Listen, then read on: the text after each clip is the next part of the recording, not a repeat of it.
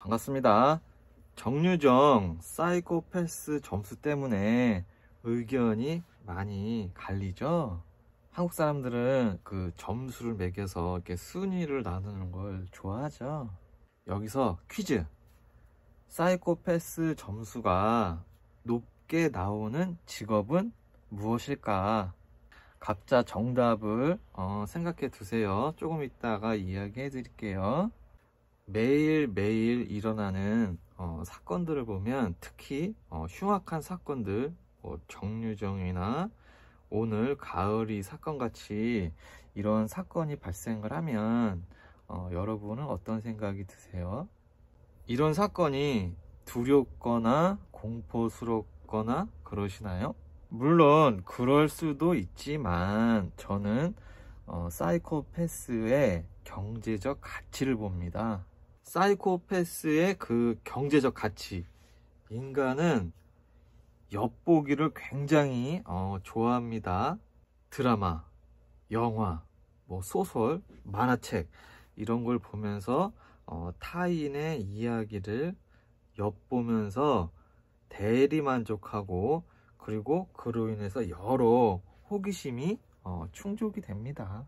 매일매일 한 손에 스마트폰 탁 들고 막 연예인, 정치인, 그리고 막 부자들, 그리고 포르노, 리벤지 영상 엿보느라 정신이 없죠.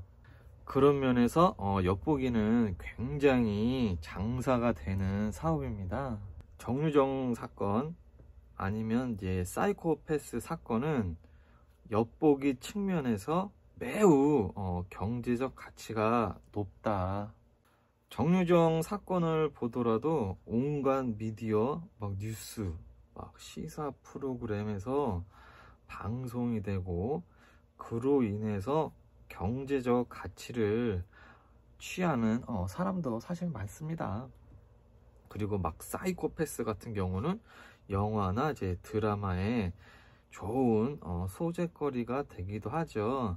그러다 보니 사건이 과대 포장되는 경우가 있습니다. 정유정도 과대 포장된 측면이 있다. 사이코패스 점수가 높게 나오는 직업을 생각을 하셨나요? 정답은 초임 경찰들에게 사이코패스 점수가 높게 나옵니다. 왜? 초임 경찰들은 폭력적이고 스트레스가 많은 상황에서 높은 수준의 냉담함을 유지하도록 교육을 받기 때문입니다. 초임 경찰이 최근에 그런 훈련을 받았기 때문에 정서적 억제, 냉정함이 사이코패스 테스트 점수에 반영이 되는 것입니다. 사이코패스 그 점수가요, 직업 중에서도 영웅주의적 특성을 가진 그런 직업에서 점수가 사실 높게 나와요. 경찰, 의사, 정치인, 군인, 좀 영웅주의적 특성을 가지고 있죠. 그런 직업군에서 점수가 높게 나옵니다.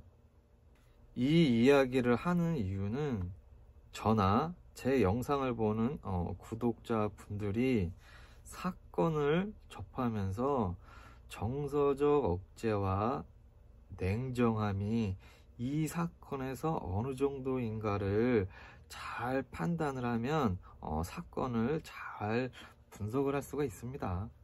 그리고 남자든 여자든 배우자를 한 명 잘못 만나면 인생이 그냥 한순간에 끝날 수가 있습니다.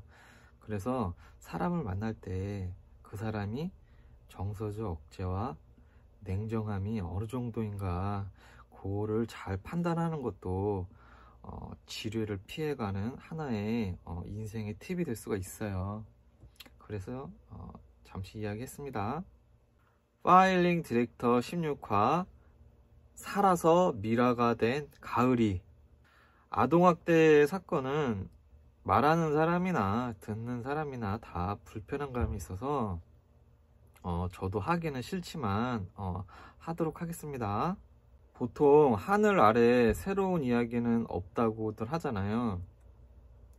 그런데 오늘 가을이 사건을 보면 야, 어떻게 이런 이야기가 있을 수 있을까, 뭐 그런 생각이 들어요. 인간의 선함 뒤에 숨겨진 악함이 아주 잘 나타나는 사건입니다.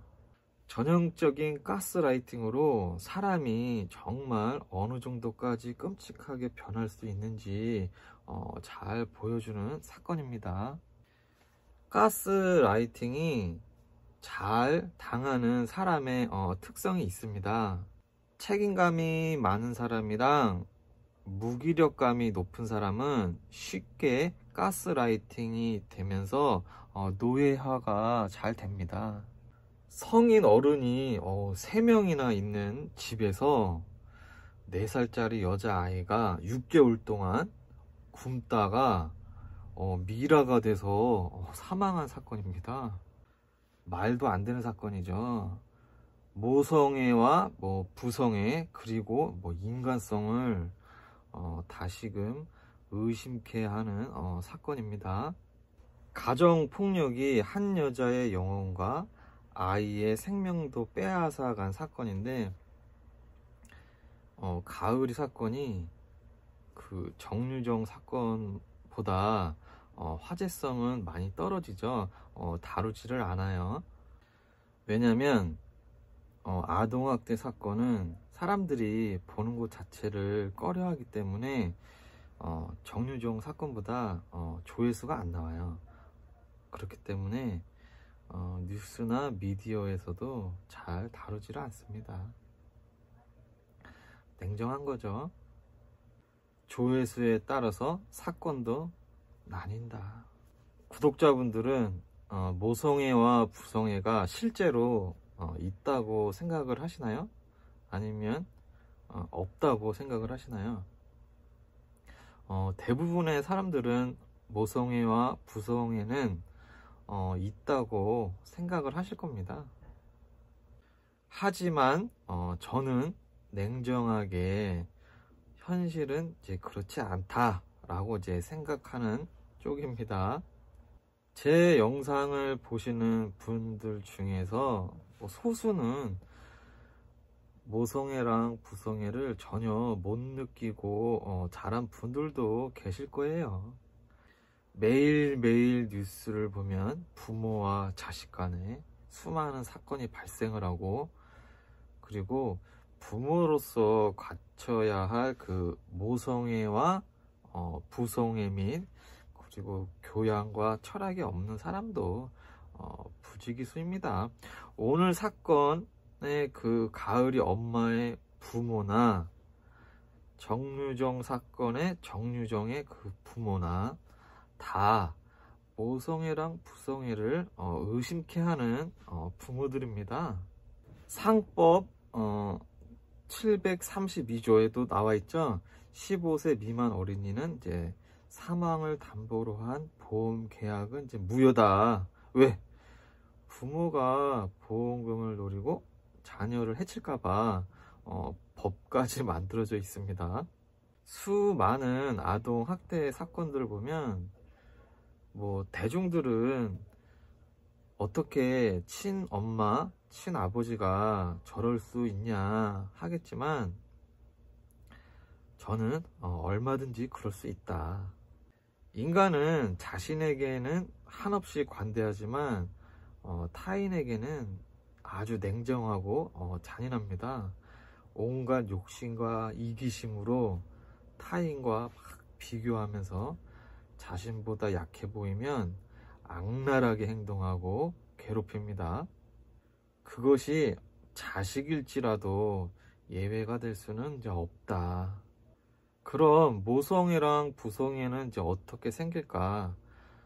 저는 모성애와 부성애가 선천적으로 생긴다는 이제 이론도 인정을 하지만, 다른 한편으로는 남자와 여자가 만나서 구애 단계를 거치고, 그러면서 서로 이제 유대 관계를 쌓고, 그 다음에 결혼한 다음에 가정을 이루고 이제 아이를 낳습니다. 자녀를 낳는 이유는 그 왜 낳을까? 그 농경 민족에게 아이는 하나의 노동력 확보 및 노후 생존에 유리하기 때문에 자녀를 낳는다. 결국 자녀를 낳는 것은 생존에 유리하다. 그럼 현재 자녀를 왜 안 낳을까요? 출산율이 낮을까? 지금 출산을 하면 생존에 유리하기는커녕 불리하기 때문에 아이를 낳을 수가 없습니다. 애 낳으면 뭐 알아서 커 이런 시대가 아니죠. 지구상에 있는 모든 동물 중에 양육 부담이 가장 오래 걸리고 돈이 많이 들어가는 게 인간입니다.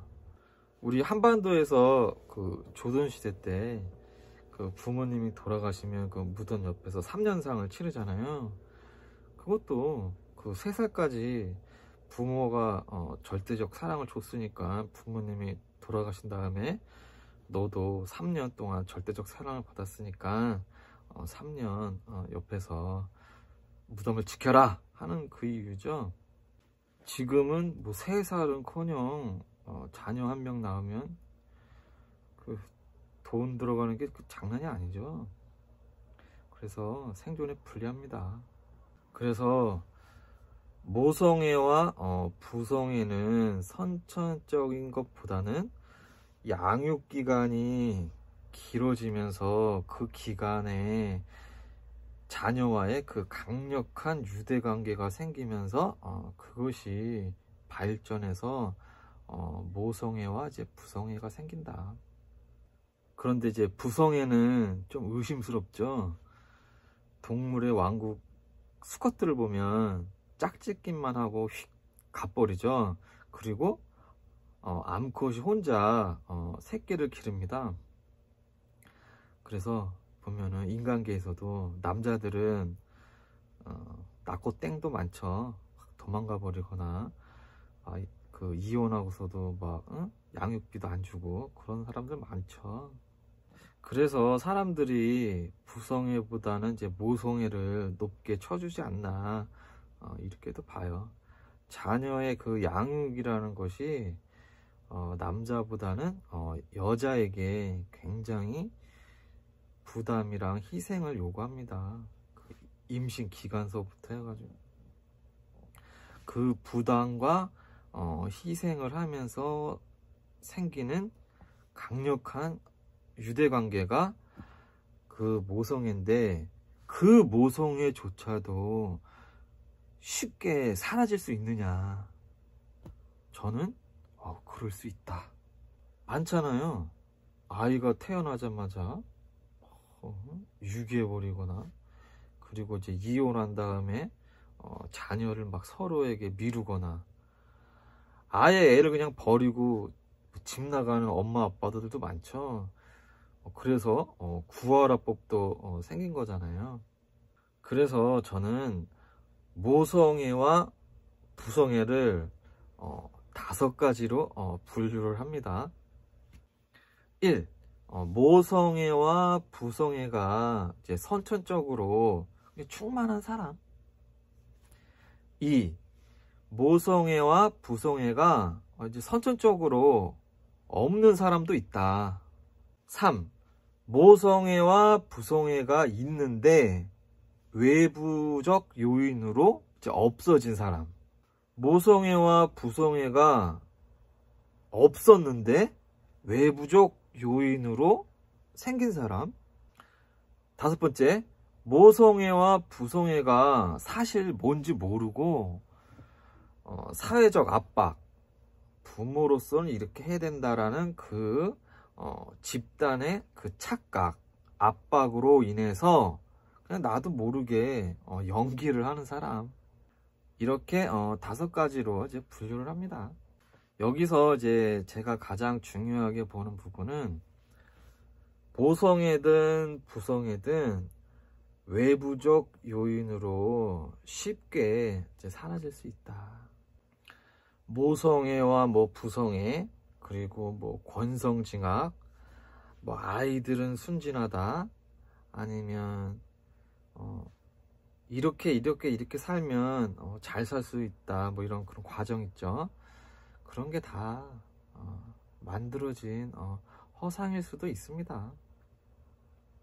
지옥은 악마가 만드는 게 아니라 사람이 만든다.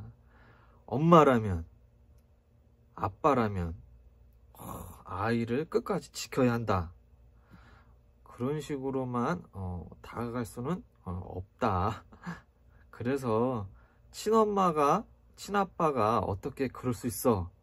이런 말은 할 수는 있지만 사건을 분석할 때, 사건을 추리할 때는 이런 것은 이제 잠시 잊어라. 가을이 사건이 매우 충격적이어서 제가 약을 좀 쳤습니다. 초반에. 파일링 디렉터 16화 순서는 1. 사건 주요 등장인물 소개, 2. 사건 개요, 3. 사건 시간차 순서, 4. 범인들의 변명, 5. 반전, 6. 분석 순으로 진행을 하겠습니다. 파트 1. 사건 주요 등장인물 소개. 1. 가을이 친모 이혜주. 2. 포주 최수빈. 3. 최수빈 남편 김우철. 4.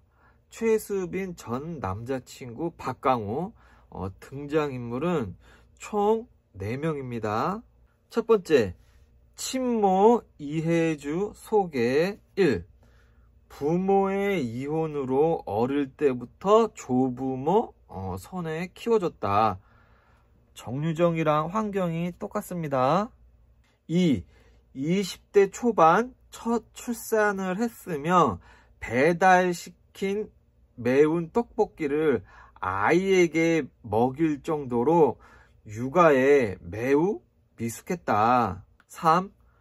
이혜주는 삶의 주체성이 부족하고 문제가 발생을 하면 해결 책임지기보다는 회피하거나 아니면 영향력 있는 주변 인물의 지시대로 행동하는 그런 유형이다. 4. 자기에게 친절을 베풀고 잘해주면 쉽게 경계를 푸는 경향이 있다. 환경은 정유정이랑 똑같은데 성향은 정유정이랑 좀 많이 다르죠. 5. 지능에는 문제가 없다. 그 강남에 몇 년 주기로 큰 사기 사건들이 하나씩 터지거든요. 보통 부동산이나 투자 문제로 강남에서 주기적으로 한 5년 단위로 큰 사건이 하나씩 나요. 보면은 지능이랑 상관없이 막 대학교 교수, 의사 뭐 이런 분들이 사기를 많이 당합니다. 두 번째, 포주 최수빈 소개. 아주 악마 같은 여자입니다. 최수빈은 이혜주를 부산 자기 집으로 유인을 한 다음 이혜주는 성매매를 시키고 그 돈은 자기가 갈취를 하고 이혜주의 4살 된 딸 가을이는 굶기고 때려서 죽인 그런 악마 같은 여자입니다. 악마 같은 여자죠. 여러분들은 이런 악마 같은 여자를 본 적이 있으시나요? 저는 본 적이 있습니다. 제 계모가 저를 16년간 아동 학대를 했는데 다양한 방법으로 아주 잘 괴롭혔습니다. 그 중에 하나가 국이랑 물에다가 주방세제죠, 퐁퐁을 타서 저를 16년간 괴롭혔습니다. 그런데 이 계모가 퐁퐁을 적당량만 타면 제가 시름시름 앓기만 했겠지만 어느 날은 좀 기분이 나빴나 봐. 그런 날은 퐁퐁을 좀 과하게 넣은 날이 있어요. 그런 날은 제가 토사가 걸려서 119에 실려가서 이제 기독교 병원에 입원을 한 적이 몇 번 있습니다.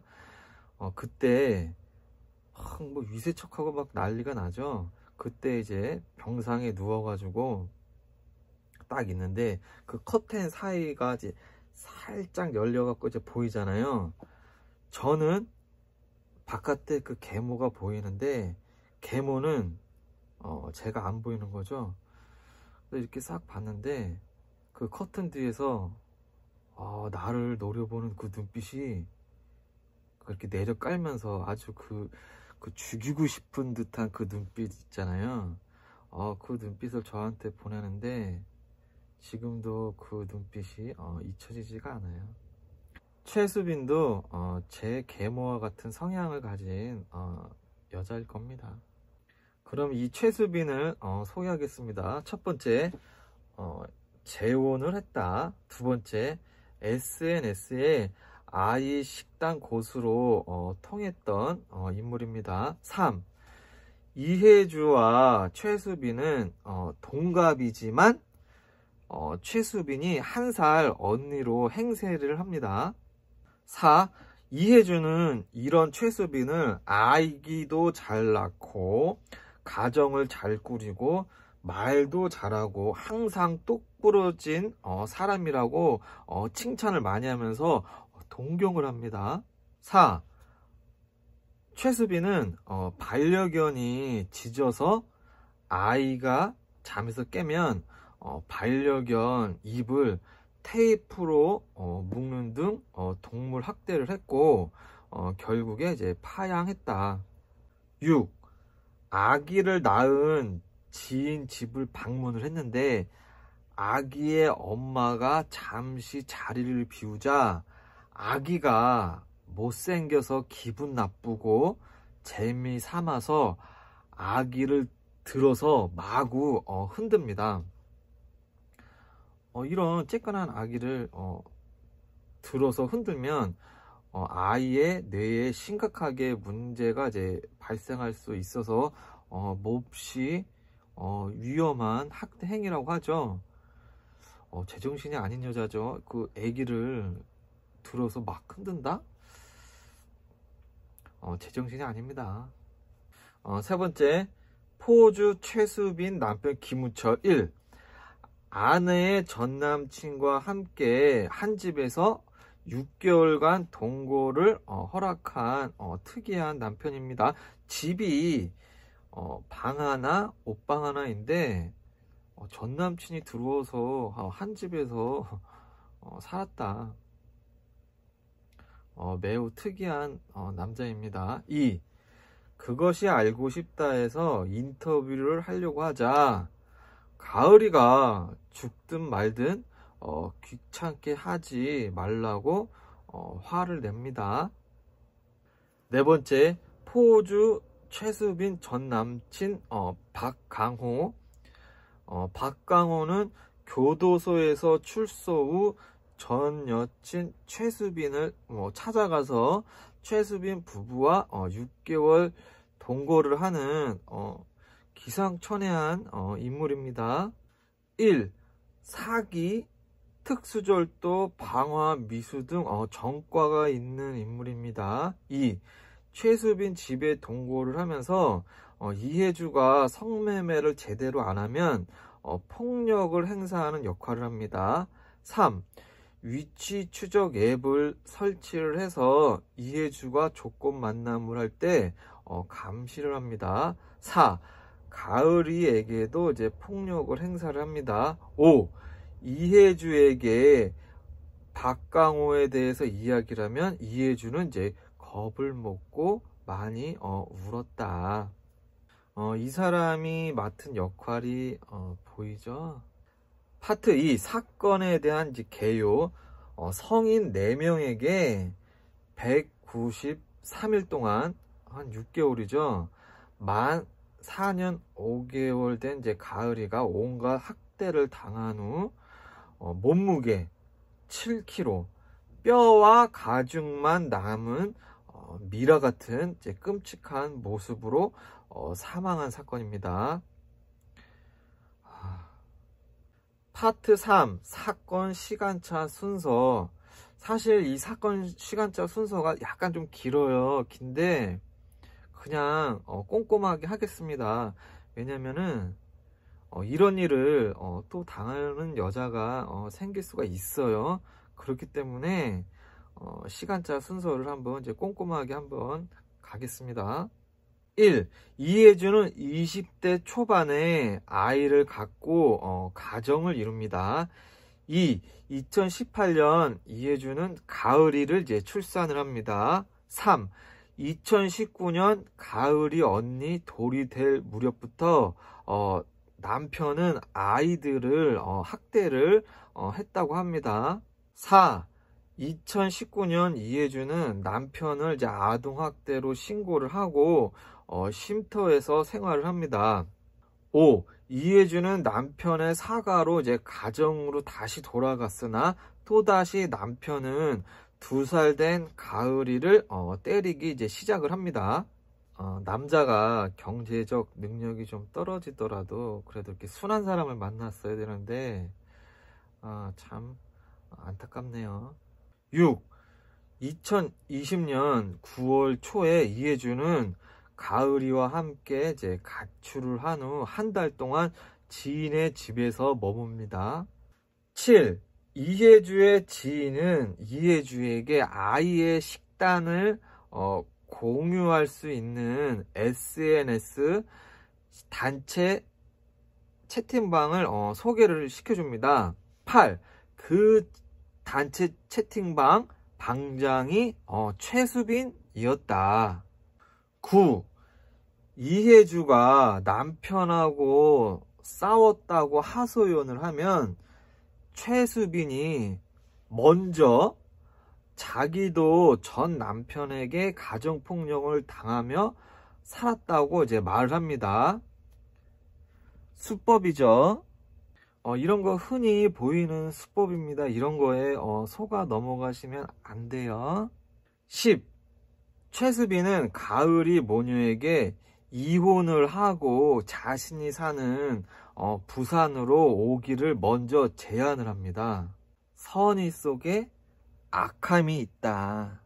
항상 나에게 이유 없이 선의를 베푸는 사람을 경계대상 1호로 생각해야 됩니다. 11. 이혜주는 최수빈이 막 먼저 오라고 했지만 그 집에 남편도 있고 아이들도 있으니까 선뜻 가기가 망설여집니다.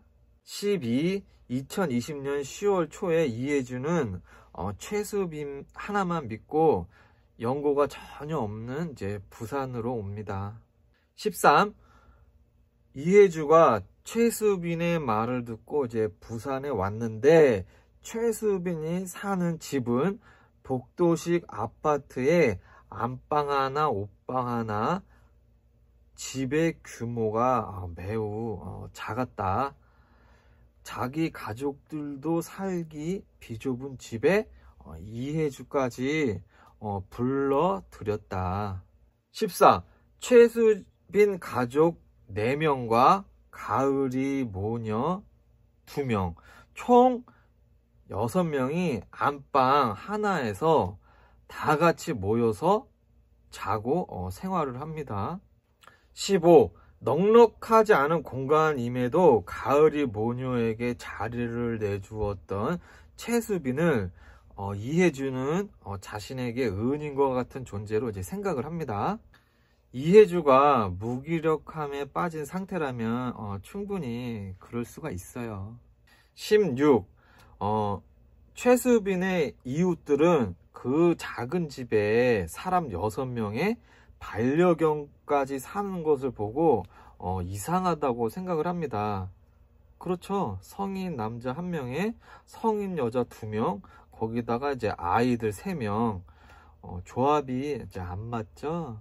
17. 이혜주는 부산으로 온 후 처음에는 서빙도 하고 판촉 알바도 하다가 8개월 뒤부터 최수빈의 권유로 본격적으로 이제 성매매에 나섭니다. 8개월 동안 간을 다 보았다. 18. 최수빈은 이혜주에게 자신이 쓰던 와이파이만 잡히는 이제 공기계를 주고 따로 핸드폰은 이제 만들지 못하게 합니다. 외부와 이제 타단을 시키는 아주 이제 고전적인 방법이죠. 19. 최수빈은 핸드폰에 3개의 앱을 깔아주고 이혜주가 조건 만남, 성매매, 채팅을 하는 것을 옆에서 지켜보며 포주가 됩니다. 20. 이혜주가 성매매를 이제 본격적으로 나서자 최수빈은 보험회사 일을 이제 그만둡니다. 21. 이듬해 봄에 최수빈의 전남친 이제 박강호가 교도소에서 출소 후 최수빈 집에서 6개월간 동거를 합니다. 22. 박강호는 이혜주가 7시에서 새벽 4시까지 조건 만남을 할 때 휴대폰에 위치 추적 장치를 설치해서 감시를 합니다. 23. 박강호는 이혜주를 감시를 하고 또 폭행을 하고 가을이도 자주는 아니지만 폭행을 합니다. 24. 이혜주는 쉬는 날 없이 하루 평균 4회 정도의 그 성매매를 이어가며 새벽 4시경에 귀가를 하면 밀린 집안일을 하고 최수빈의 그 2 아들을 어린이집에 보내고 밤새 번 돈을 최수빈의 계좌에 입금을 한 뒤에 최수빈 아들의 그 빈방에서 토막 잠을 잡니다. 25. 최수빈이 이혜주에게 자신이 빚이 너무 많아서 이사를 가야 한다는 식으로 계속 이야기를 합니다. 26. 결국 이사를 갑니다. 돈을 벌은 거죠. 27. 이혜주는 이사를 한 후 최수빈의 그 집에서 1년 5개월 동안 더 지냅니다. 28. 이혜주는 최소 1년 6개월 기간 동안 최소 1570회의 그 성매매를 통해서 최소한 1억 3천만 원을 벌었지만 그 모든 돈은 최수빈에게 갈취를 당합니다. 29. 이혜주가 한 달에 최소 이제 700만 원 정도를 이제 벌었는데 그 돈으로 최수빈의 그 가족은 배달 음식을 하루에 3번을 시키고 한 번 시킬 때마다 막 5인분, 6인분을 시키면서 아주 이제 풍족한 생활을 합니다. 자기들은 하루에 3번 배달 음식을 시켜 먹는 그 와중에 가을이를 굶겨 죽였다. 제가 전에 이야기했죠. 사이코패스 특징 중에 절대 음식을 나눠 먹지 않는다. 자기들이 그렇게 막 음식을 풍족하게 먹으면서 가을이한테 굶겨 죽인다? 저는 그런 경험을 이제 계모한테 했기 때문에 그런 여자가 있다는 것이 저는 이해가 가요. 막 계모가 저만 빼놓고 막 뷔페 가거나 아니면 막 놀러 가고 했어요. 저만 놔두고. 그래서 이런 여자가 실제로 있다는 게 저는 이해가 갑니다, 사실. 30. 이때부터 이제 가을이가 이제 증상이 나타나는 거죠. 2022년 2월 가을이는 그 눈이 떨리는, 그걸 갖다 이제 안진이라고 합니다. 그 뇌에 손상이 의심되는 진단을 받습니다. 그러니까 뇌에 문제가 생기면 눈꺼풀이 떨린다. 30일 2020년 3월 가을이는 이제 경미한 뇌에 그 위축이 있다가 5월에는 심각한 수준의 그 뇌에 그 위축이 옵니다. 그러니까 2달 사이에 갑자기 뇌가 상당히 많이 망가졌다. 그러니까 2달 사이에 머리를 엄청 많이 누군가에게 맞았다. 그 의사분이 그 뇌의 그 위축은 그 권투 선수들 같이 반복적으로 그 머리에 충격을 받을 때 생긴다고 합니다.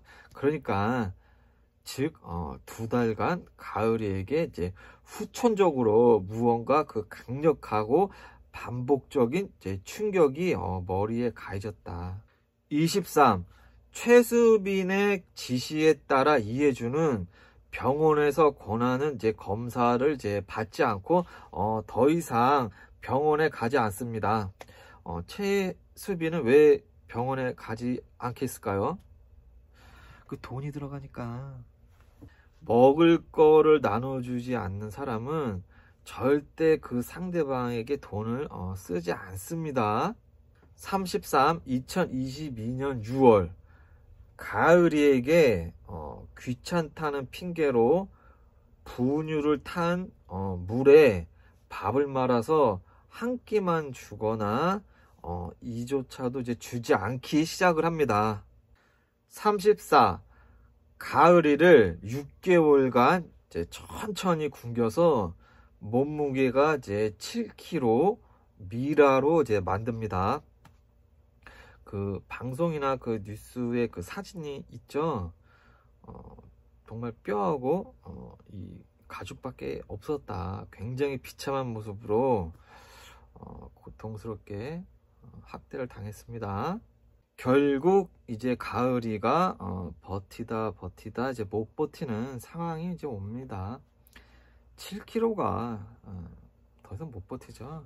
35. 2022년 12월 14일 새벽 4시에 이해주는 성매매를 하고 이제 귀가를 합니다. 36. 이해주는 최수빈 곁에서 훔친 듯 보이는 과자를 먹고 있는 가을이를 침대 밑으로 내려오라고 이제 지시를 했고, 37. 스스로 침대에서 내려온 가을이를 몇 차례 이제 손찌검을 합니다. 그리고 최수빈은 가을이의 자존감을 지켜주기 위해서 담배를 피러 자리를 비켜줍니다. 38. 가을이를 이제 체벌한 후에 가을이를 이제 홀로 둔 채 이혜주와 최수빈은 함께 담배를 피러 갑니다. 39. 가을이는 그렇게 밤새 방치가 됩니다. 40. 이혜주는 최수빈의 그 둘째 아들을 어린이집에서 데려옵니다. 41. 오전 11시경 가을이가 이제 입에 거품을 물며 이제 발작을 일으킵니다. 42. 이때 최수빈은 가을이 상태가 안 좋은데 어떻게 해야 할지 남편에게 전화를 해서 이제 통화를 합니다. 43. 오후 4시 반경 가을이가 숨이 끊어졌지만 이때 주무르거나 핫팩을 이용해서 마사지만 합니다. 44. 오후 5시 42분 최수빈은 직장에 있는 남편에게 이제 집에서 이제 벌어진 상황에 대해서 메시지를 이제 전송을 합니다. 가을이가 이제 죽었다. 45. 최수빈의 남편은 이제 평소보다 빨리 귀가를 했고, 가을이 엄마를 이제 설득을 해서 병원에 보냈다고 이제 진술을 합니다. 46. 병원 CCTV가 이제 방송에 나왔죠. 이혜주가 이제 가을이를 안고 병원 응급실에 도착했을 때 이미 가을이는 이제 숨진 상태였다. 47. 가을이의 그 상태를 보고 그 병원 의료진들이 넋을 잃습니다. 48. 가을이의 키는 또래보다 17cm가 이제 작았다. 49. 가을이의 몸무게는 이제 7kg으로 평균의 절반도 되지 않는 수치이며 생후 4개월의 그 몸무게라고 합니다. 그리고 의사도 이런 것은 의사 생활하면서 이제 처음 본다. 50. 그 가을이의 모습이 완전히 이제 미라 같았다. 그 검색을 하면은 이제 볼 수가 있어요. 51. 이제 의사들이 검사를 해야겠죠. 가을이의 그 머리 두개골에는 이제 만성 경막과 출혈, 그러니까 꾸준히 오랫동안 이제 반복적으로 머리에 손상이 입은 것을 확인을 합니다. 그리고 52. 가을이의 갈비뼈 양쪽 구본이 이제 부러졌다가 다시 붙은 이제 흔적이 있었다. 그러니까 갈비뼈가 이제 양쪽으로 부러진 것은 이제 무릎으로 이제 눌렀다든지 아니면 이제 발로 밟은 것으로 이제 추정을 합니다. 53. 가을이의 그 등과 허리에 다발성 표피 박탈. 그 이제 가을이가 누워서 이제 꼼짝도 못하고 이제 오랫동안 있었다. 아니 굶기니까 이제 못 움직이는 거죠. 55. 이해주 긴급 체포된 3일 후인 17일 거주지인 최수빈의 집으로 경찰이 찾아갔는데 최수빈의 남편 그 김우철이 가을이 사망 당일 밤 10시경에 4차례에 걸쳐서 이해주의 물건을 이제 모두 버렸다.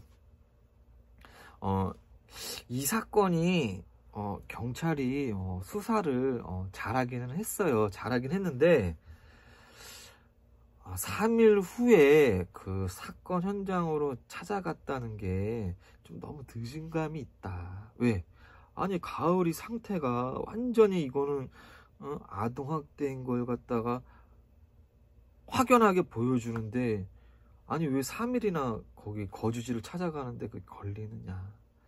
더 빨리 신속하게 이제 대응을 이제 했어야 했다. 그게 좀 아쉽다. 여기까지가 이제 사건 전체 대략 내용입니다. 악마들이죠. 그럼 파트 4 이제 등장인물들이 어떻게 변명을 하는지 한번 보겠습니다. 첫 번째, 가을이 친모 이해주의 그 변명. 1. 아이를 키우면서 안 때리는 부모는 없다고 생각을 한다. 2. 아이를 훈육하는 그 과정에서 순간적으로 아이가 넘어져서 침대에 모서리에 그 부딪혀서 두개골에 약간의 그 골절이 생기고 사망했다. 3. 즉 일부러 그런 것이 아니라 이제 우발적인 사고였다. 4. 이해주는 수사 과정에서 최수빈을 은인이라 칭하며 무고함을 이제 주장을 합니다. 자신의 무고함이 아니라 최수빈의 무고함을 증언을 했다. 5. 최수빈은 남편의 그 폭력을 피해서 도망친 그 가을이 모녀에게 쉴 곳과 음식을 나눠준 좋은 사람이라고 이해주는 진술을 합니다. 지능에는 문제가 없다고 하는데 저는 좀 약간의 그 지능에 문제가 있어 보여요. 두 번째, 포주 최수빈의 그 변명. 1. 이해주가 가을이 훈육 및 그 밥은 본인이 챙길 테니 가을이를 이제 건들지 말라고 해서 이해주 눈치가 보여서 이제 관여하기 어려웠다. 자기네들은 배달 음식을 하루 3끼 5인분에서 6인분씩 마음껏 먹으면서도 이해주의 그 눈치가 보여서 가을이에게 밥을 안 줬다. 아주 사이코패스적인 생각입니다. 2. 가을이 사망 당일 이해주가 가을이를 이제 혼내기 시작을 하자 가을이의 그 자존감을 위해서 자리를 이제 피했다가 한참 뒤에 돌아왔더니 아이가 이미 이제 쓰러져 있었다. 아주 변명이 아주 꼴값스럽습니다. 세 번째, 포주 최수빈의 그 남편 김우철의 변명. 첫 번째, 이해주가 자기 혼자 죽기 싫고 형을 감형받기 위해서 죄 없는 우리 부부를 끌어들였다. 2. 가을이가 죽었든 말든 내가 이득 보는 게 없으니 인터뷰는 하기 싫다. 그래, 나는 김우철 너를 이해를 한다. 자기의 이익을 위해서 어쩔 수가 없죠. 하지만 법에 처벌을 받게 될 것이다. 네 번째, 포주 최수빈의 그 전 남자친구 박강호의 그 변명. 1. 이혜주가 가을이를 챙기지 않아서 이혜주의 그 멱살을 잡고 일으켜가지고 밖으로 질질 끌고 나가서 가을이 보는 앞에서 때린 적이 있다. 2. 이런 식으로 이혜주를 10번 넘게 때렸다. 3. 가을이는 엄마가 맞는 걸 보고 웃는데 그 모습이 잊혀지지 않는다. 4. 최수빈은 가을이를 잘 챙겼고 최수빈은 아무 잘못이 없다. 5. 최수빈의 변호사랑 이야기를 다 했다.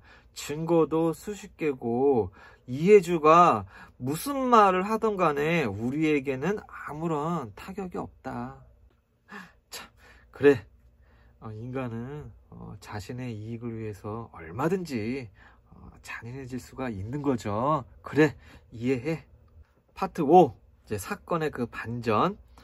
첫 번째, 이혜주가 최수빈이 무고하다고 했던 그 초기 진술을 번복을 합니다. 그 내용은 다음과 같습니다. 1. 매일 일을 마치고 집에 들어가면 최수빈이 가을이가 또 몰래 음식을 훔쳐 먹었다며 사람을 숨도 못 쉬게 하고 미치게 만들었다. 사람을 이제 정서적으로 가스라이팅을 하는 거죠. 2. 최수빈은 가을이가 엄마를 무시하는 것이라며 최수빈 앞에서 가을이를 이제 혼내게 합니다. 3. 최수빈은 가을이를 때릴 때 그 부위 및 그 방법도 알려주면서 최수빈이 이제 직접 가을이를 이제 때렸다. 4. 가을이 그 사망 당일 이혜주가 가을이를 혼내는 그 시간이 길어지자 베란다에서 담배를 피던 최수빈이 갑자기 들어와서 가을이를 딱 눕혀버린 후에 이 손바닥 끝으로 가을이의 눈 부위를 2차례 강하게 때렸다. 5. 가을이가 죽었는데 이 최씨 부부는 서로 네가 징역 살고 나왔나 하면서 부부들끼리 웃으며 증거 숨기기에 바빴다. 이 부부가 이 정인이법이 생긴지 모르나 봐요. 두 번째, 최수빈의 그 이웃의 증언. 1. 최수빈이 가을이를 폭행하는 걸 본 적이 있어서 가을이 엄마가 최수빈인 줄 알았다. 2. 한 번 더 폭행을 목격을 하면 신고하려는 찰나에 최수빈 가족이 이사를 갔다. 이때 신고를 했어야 되죠. 여러분들도 폭행을 하는 걸 보면 그냥 바로 신고를 하세요. 익명으로도 얼마든지 신고를 할 수 있으니까 이때 신고를 했으면 가을이는 살았다. 세 번째, 현재 결과. 1. 이혜주는 아동학대 살인죄로 이제 긴급 구속이 되어 검찰은 무기징역을 이제 구형을 했고 1심 재판부의 판결도 이제 곧 있을 예정입니다. 무기징역이 구형이 됐습니다. 2. 최수빈은 아동학대 살해 방조 및 성매매 강요 등의 그 혐의로 2월 달에 구속이 되어 현재 재판 중입니다. 3. 최수빈의 그 남편 김우철도 학대 방조 아동복지법 그 위반 혐의로 불구속 상태에서 재판 중입니다. 4. 최수빈의 그 전남친 박강호는 재판을 받지 않는데 그것이 알고 싶다 그 방송 후에 조사를 받지 않을까 한번 예측을 해봅니다. 이렇게 현재 사건은 마무리가 되었습니다. 그럼 이제 파트 6 파일링 디렉터 분석을 하고 마무리를 짓겠습니다. 이제 첫 번째, 이혜주와 최수빈의 그 사건 당일 진술은 모두 거짓말이죠. 사건 당일 가을이가 뭐 훔친 과자를 먹고 침대에서 뭐 스스로 내려왔고, 그리고 뭐 훈육하다가 침대에 머리가 부딪혀서 사망했다는 진술은 다 거짓말입니다. 왜? 가을이 몸무게가 7kg인데 스스로 먹지도 못하고 움직이지도 못합니다. 과자를 먹었거나 침대에서 스스로 내려왔다는 것은 다 거짓말입니다. 아마도 가을이가 이제 사망하고 이제 1시간 반 뒤에 그 병원에 갔잖아요. 그 기간 동안 최수빈과 이혜주가 그때 입을 맞췄는 것으로 보여지는데, 이 두 사람의 수준이 매우 낮다. 아니, 가을이가 그 다 거짓말입니다. 두 번째, 가을이가 그 사망한 그 당일 최수빈이 이 손바닥 끝으로 가을이의 그 눈을 2차례 세게 친 그런 진술로 보아 그 가을이의 그 눈떨림, 안진, 그리고 심각한 뇌 위축은 이혜주가 일을 하러 나갔을 때 최수빈이 보이지 않는 곳에서 반복적으로 폭행을 가한 것으로 저는 100% 장담을 합니다. 세 번째, 최수빈이 동갑인데도 1살이 더 많은 척을 했고, 그리고 이혜주가 잠을 제대로 못 자게 했고, 이런 점은 그 1살 차이로 서열을 정하려는 그 의도와 이혜주가 수면이 부족하게 만들어서 이제 무력하게 만들려 했다. 그 인간의 기본 욕구를 사실 통제를 하면 인간은 손쉽게 통제가 되는 경우가 매우 흔합니다. 많이 그 쓰여지는 고문 방법 중에 기본적인 방법입니다. 네 번째, 반려견의 입을 테이프로 묶고 갓 태어난 그 다른 사람의 아기를 공격을 했다. 최수빈은 매우 폭력적인 사람입니다. 스트레스를 받으면 동물에게 풀거나 아니면 나보다 이제 약한 희생양을 찾는 사람입니다. 블랙 라이브스 매터. 약한 사람은 더 약한 사람을 찾아서 공격을 한다. 스트레스를 받으면, 질투심이 생기면 약한 존재에게 공격을 한다. 뭐 인간이 원래 양면성이 있잖아요. 그리고 인간의 그 공격성은 생존을 위해서 누구나 꼭 가져야 할 인간의 기본적인 그 특성 중에 하나임은 분명합니다. 다섯 번째, 전 남친 박강호와 이 최씨 부부가 동거를 한 점. 이 집단의 의사결정은 최수빈이 했을 것입니다. 그러므로 최수빈이 남편은 직장을 가야 되니까 이혜주를 성매매할 때 감시 통제를 하려면은 박강호가 필요하다고 했을 것이고, 그로 인해서 이제 동거를 이제 했을 것이다. 박강호가 출소 후 스스로 찾아왔다고 이제 방송에는 나왔지만, 상식적으로 전 남친이 그 집을 먼저 찾아갈 리가 없죠. 저는 분명히 최수빈이 박강호를 불렀을 것이다. 불러서 왔다. 요렇게 프로파일링을 하겠습니다. 그럼 왜 최수빈은 박강호를 이제 불러들였을까? 이혜주가 한 달에 700만 원씩 벌어다 주는데 얼마나 좋아요. 이것을 통제하고 감시하고 제압하는데 박강호가 이제 필요했다. 그리고 최수빈이 이해주한테 빚이 너무 많아서 이사를 가야 한다는 것도 자주 말하면서 이제 주입을 시킨 거잖아요. 이것도 사실 속이 뻔히 보이는 행동이죠. 돈이 없어서 이사를 가는 게 아니라 이해주가 번 돈으로 이제 이사를 가는 것인데 그것을 빚이 있는 것처럼 계속 말하면 그런 거 있잖아요. 거짓말도 여러 번 말하면 이제 진실이 된다. 뻔뻔한 거짓말을 한 거죠.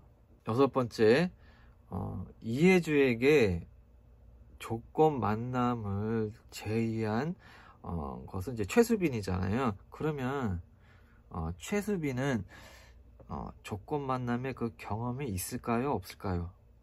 저는 최수빈도 성매매 경험이 있을 것이다. 7번째, 이해주에게 그 최수빈의 그 전남친 전과자 박강호의 이야기를 하면 겁을 먹고 많이 울었다. 박강호가 그 이해주를 때렸다는 얘기는 스스로 진술을 했잖아요. 그러면 박강호는 이해주를 강제로 성관계를 맺었을까? 저는 강제로 했을 것이다. 8번째, 박강호는 인터뷰를 하면서 이해주를 때린 적이 있다고 말을 합니다. 전 국민이 보는 그 방송에서 스스로 폭행을 했다고 이제 인정하는 희한한 짓을 합니다. 그만큼 자신감이 있는 건지 아니면 머리가 모자른 건지 스스로 범행을 인정을 했다.